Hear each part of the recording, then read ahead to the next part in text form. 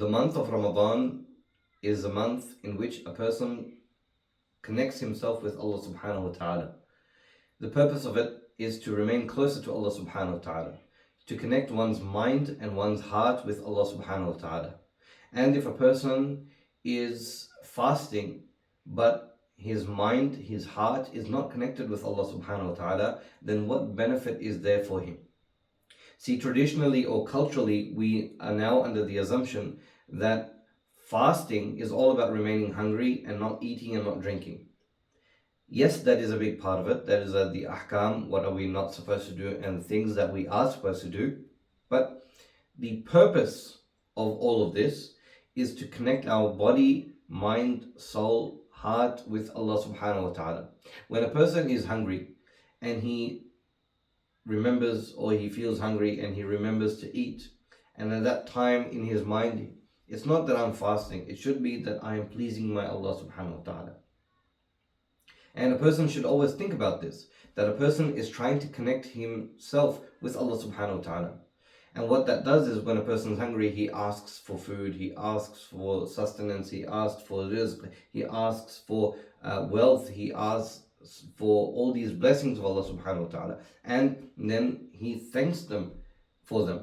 He thanks Allah subhanahu wa ta'ala for these blessings that he has received. So it's not just about staying hungry. See, there's a hadith about this, which we will go through inshallah. There's a hadith from Abu Hurairah radiallahu anhu.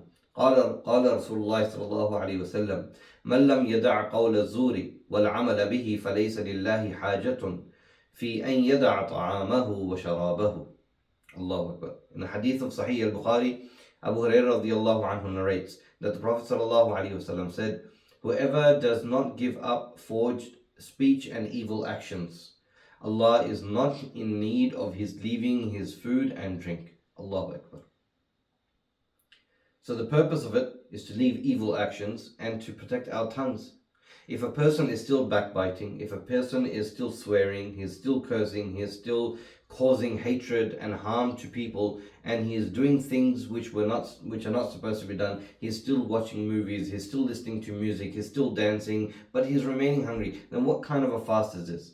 And when our women, they are still not covering, they are still not wearing the hijab, they are still not leaving the tight dressing that they are wearing, and they are still fasting, and they're saying that mashallah we are fasting. What is the purpose of this fast?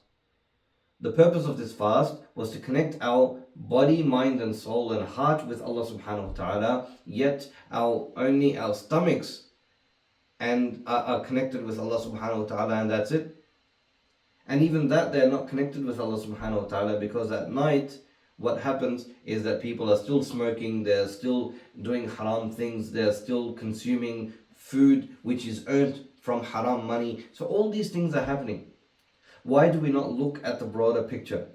Ramadan, na'udhu billah, astaghfirullah, is now starting to become like a festival and a culture where the non-Muslims and the Muslims are all remaining hungry, and this is it. And they are giving advice on keto dieting, this diet, that diet, and the benefits of fasting is for this health. People are now doing it as a fitness regime.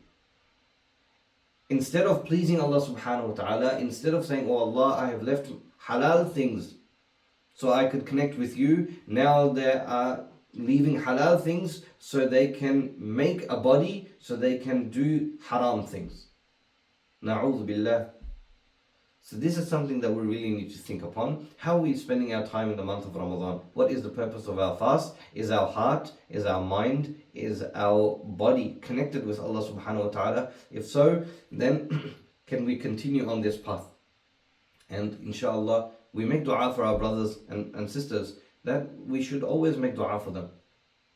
So criticizing is not the only purpose. It's picking out where we're going wrong and then trying to fix these mistakes, rather than saying you're wrong, this is haram, yes, these are things which are haram, but the question is, how can we fix them? Are we willing to fix them? These are questions that we should all be asking ourselves.